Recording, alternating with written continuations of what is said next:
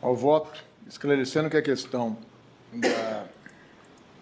ao contrário do que foi dito, eu peço vênia também para rebater o que foi dito da tribuna pelos dois causídicos,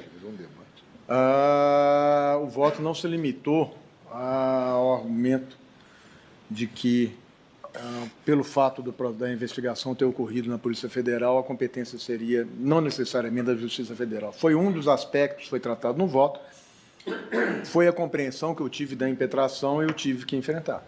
Então, mas só quero deixar muito claro que isso não é o único argumento que consta do voto. Vamos lá. A meu ver, o inconformismo não prospera. Consta dos autos que, de acordo com a denúncia, ao recorrente e aos codenunciados foram imputadas as práticas dos delitos de associação para o tráfico de drogas e lavagem de capitais, combinado com o artigo 71, caput do Código Penal, figuras essas inquestionavelmente afetas à competência da Justiça Estadual, como bem pontuou o Tribunal Local.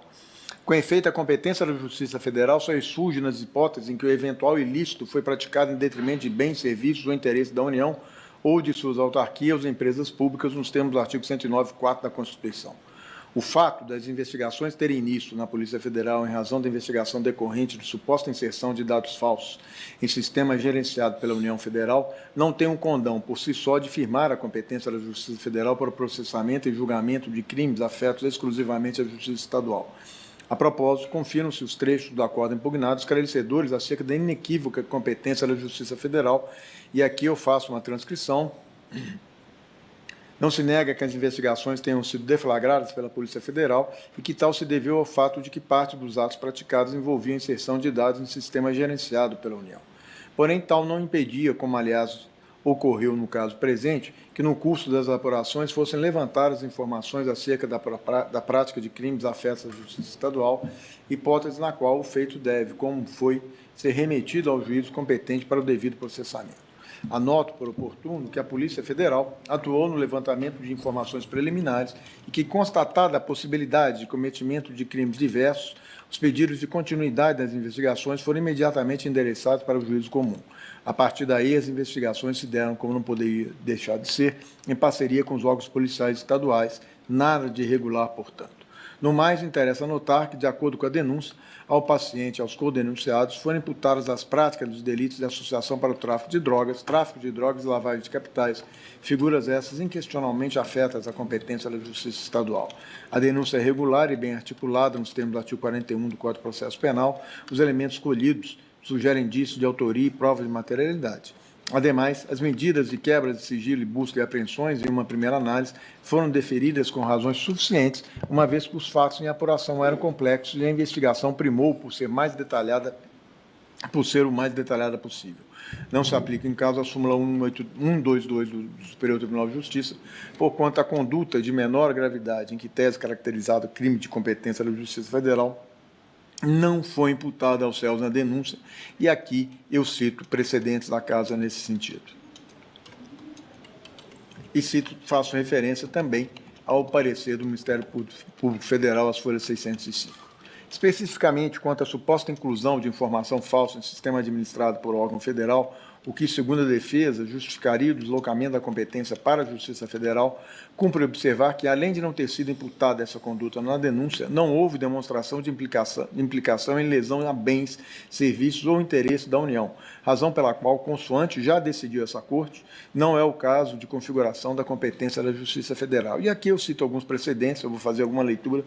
A inserção de dados falsos em sistemas de dados federais não fixa, por si só, a competência da Justiça Federal, a qual somente é atraída quando houver ofensa direta a bens, serviços ou interesse da União ou órgão federal, nos termos do artigo 109.4 da Constituição. Isso aqui foi agravo regimental no conflito de competência 193.250, na relatoria do ministro Antônio Saldanha Palheiro, julgado na terceira sessão.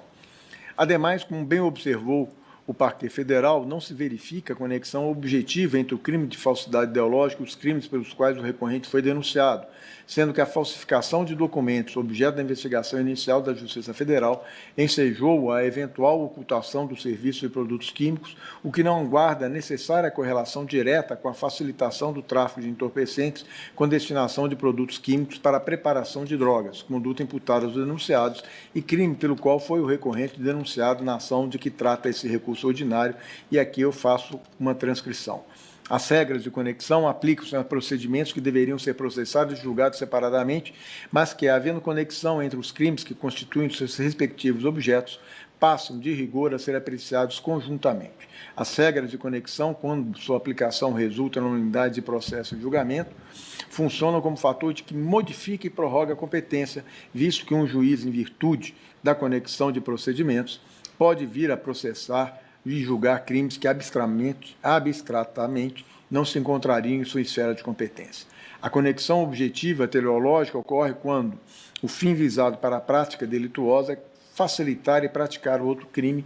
Nesse sentido, leciona Fernando Capês e faz aqui o acórdão local a transcrição. A inserção de informações falsas em documentos relacionados ao controle de produtos químicos não é uma etapa indispensável ou necessária para a prática do tráfico de drogas. Ainda que os documentos tenham sido falsificados para justificar o desvio de tais produtos, isso não configura um nexo instrumental direto que qualifique o crime de falsidade como meio para viabilizar o tráfico. Digo eu, ressalto que, oferecida a denúncia, a competência jurisdicional é estabelecida de acordo com as imputações feitas ao denunciado e, no caso, o ora recorrente não foi denunciado por nenhum crime de competência da Justiça Federal, razão pela qual, por si só, já não se verifica qualquer elemento que justifique o julgamento perante o juiz federal. Cumpre observar, por fim, que eventual denúncia posterior pela prática de crime de competência federal não implicaria em necessário óbice ao trâmite da ação na Justiça Federal pelos crimes de sua competência, tendo essa Corte, em diversos precedentes, afastado o teor da súmula 122 dessa Casa. E aqui eu cito precedentes: ausentes elementos indicativos de conexão, é adequada a cisão para que a Justiça Federal apure delitos licitatórios com envolvimento de verbas municipal e estadual, enquanto a Justiça Federal prossiga no exame dos ilícitos com utilização dos recursos federais, agravamento mental no conflito de competência 205.345, relatoria do ministro Ribeiro Dantas. Conflito conhecido para declarar a competência do juiz suscitante para processar a ação penal relativa aos crimes tipificados nos artigos 2º, parágrafos 3º e 4º, 3 da Lei 12.850, artigo 171, parágrafo 4º do Código Penal, artigo 158, parágrafo 1º do Código Penal e artigo 1º, parágrafos 1º, 2º e 4º da Lei 9.613, exceto de cunho transnacional, remanescendo a competência do juiz suscitado para processar o inquérito instaurado para apurar a prática de crimes de evasão de divisa e lavagem de dinheiro transnacional, da minha relatoria, conflito 190.445. E cito ainda outros precedentes no mesmo caso. No mesmo sentido, também o conflito 174.429. E, portanto, eu nego provimento ao recurso ordinário. Ministro Rogério Schietti. Senhor presidente, cumprimentando os outros advogados, eu acompanho Vossa Excelência e o faço com qualquer ausência de dúvida. A jurisdição é una e as regras de competência tão somente servem para organizar melhor a justiça, no caso criminal. E não há sobreposição de justiça federal sobre a estadual e vice-versa. São âmbitos jurisdicionais distintos. A atividade, por sua vez, investigatória, a cargo da Polícia Judiciária, pode ser feita por qualquer autoridade, seja federal ou estadual, e isso não tem nenhuma repercussão quanto à jurisdição. A jurisdição pertence ao Poder Judiciário. A atividade investigatória é de cunho administrativo. O que é feito, portanto, por uma autoridade policial jamais pode induzir a nulidade de um processo ou a fixação de uma competência que é definida ou pela Constituição, pelas leis, pelo próprio Código de Processo Penal ou por regimento de tribunal.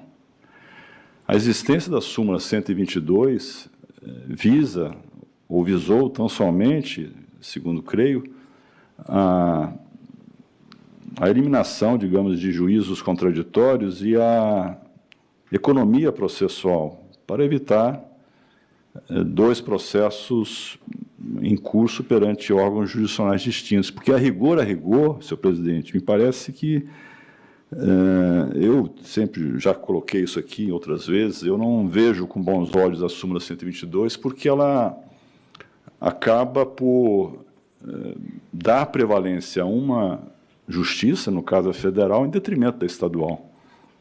E eu insisto, não há sobreposição de qualquer uma delas. Se, como na hipótese do caso concreto, houve inicialmente uma investigação pela Polícia Federal, porque se vislumbrava a possibilidade de um crime da alçada federal, e este crime deixou de ser objeto da denúncia, eu não consigo identificar com toda sinceridade o porquê de se buscar a fixação de competência de uma justiça que manifestamente é incompetente para julgar um crime estadual. Nós estaríamos, então, afirmando que, em que pese, ou a despeito de uma inicial compreensão quanto a um crime, entre tantos outros, de competência federal, que não foi incluído na denúncia, nós manteríamos a Justiça Federal, mesmo que não haja mais esse crime que atrairia, no início, a incidência da competência da Justiça Federal. Eu não vejo o menor sentido nisso, né? Nós temos jurisprudência já, inclusive, relativizando a súmula 122. Creio que aqui no seu voto, ministro Sebastião, foi mencionado exatamente essa relativização do disposto na súmula 122, que, insisto, não se aplica à hipótese, porque não há crimes de ambas as alçadas. Há apenas crimes da competência da Justiça estadual. E, portanto, valendo-me, inclusive, de um precedente de minha relatoria, no habeas corpus 772-142, de Pernambuco, julgado em 2023, a jurisprudência desta Corte é firme em asseverar a ausência de nulidade quando a investigação tem início perante uma autoridade policial, com a consequente redistribuição do feito a outro órgão jurisdicional em razão da incompetência.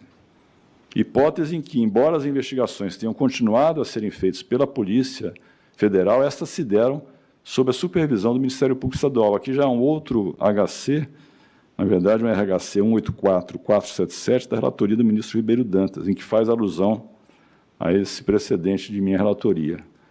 Então, eu não vejo, assim, com todas as vênias, e pedindo escusas à defesa, assim, a menor plausibilidade da pretensão de firmar competência da Justiça Federal quando se trata de processos por crimes claramente estaduais. Se o Ministério Público entendeu que o crime meio foi absorvido pelo crime fim, ou se foi uma estratégia, não sabemos. Fato é que o processo se dá em relação a crimes de competência da Justiça Estadual, e não vejo como se entender de modo diverso ou como se compreender que atos administrativos da polícia possam determinar a competência de um órgão do Poder Judiciário. Então, acompanho Vossa Excelência, senhor presidente. Ministro Antônio Saldanha. Presidente, Vossa Excelência já esgotou a matéria no voto, e agora, com os acréscimos trazidos pelo ministro Rogério Schietti, a mim não restou qualquer dúvida. Eu estou acompanhando. Ministro Brandão. Presidente, eu também não tenho dúvidas. Acresço apenas que, para a configuração dessa conexão teleológica, há sempre a exigência de que haja um nexo de instrumentalidade necessária. Quer dizer, o crime meio deve ser uma condição indispensável para a prática do crime fim. O que se vê aqui é que essa falsidade ideológica perpetrada nesse sistema de dados da União, ele não é uma condição indispensável para o tráfico que foi desenvolvido depois. Há, sim, múltiplas vias para a obtenção dos produtos químicos que foram oferecidos. Então, há diversas formas para a ocorrência desse desvio de produtos químicos aqui envolvidos. Outra coisa também, presidente, uma autonomia valorativa entre esses dois crimes, que existem, os dois crimes, o crime de falsidade, que foi perpetrado contra o serviço oferecido pela União, e o outro crime, o crime de tráfico. Essa autonomia, porque o que eu destacaria aqui? O crime de falsidade ideológica tutela a fé pública, a confiabilidade dos documentos oficiais, e é diverso, né, em relação aos outros bens que estão tutelados na repressão ao tráfico. A consumação também em momentos absolutamente distintos. Os terceiros poderiam ter utilizado esses bancos de dados, comercializado também, sem perpetrar a falsidade ideológica, e isso, para mim, parece um argumento mais forte. Quer dizer, que terceiros utilizassem esses dados que estariam disponibilizados no sistema da União, esses terceiros responderiam perante a Justiça Estadual. Então, o ministro Schietti foi na direção certa, falando desse princípio da unidade judicial nacional, questões operacionais, é que há essas divisões.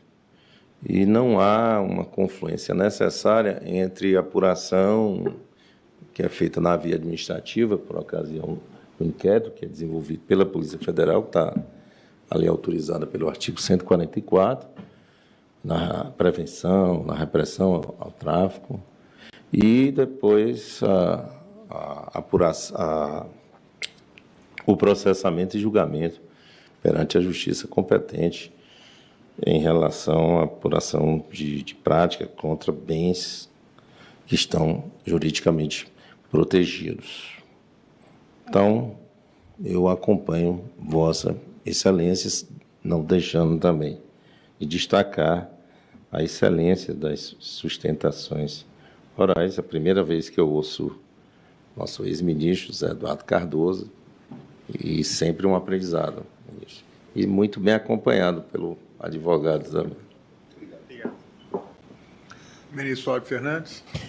Presidente, eu endosso tudo que foi dito aqui, inclusive as observações a respeito da defesa, foram brilhantes, a tese apresentada, a construção da tese em relação ao cliente também, mas me parece que nós estamos num caso, efetivamente, de prestigiar a Justiça Estadual no exame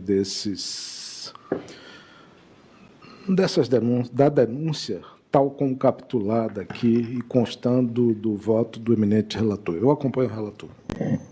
Então, a turma, por unanimidade, negou o provimento, tanto ao RHC 205.658, quanto ao RHC 205.695. Muito obrigado. Excelência. Excelente tarde. Da minha relatoria, eu chamo a julgamento o RHC 218.539.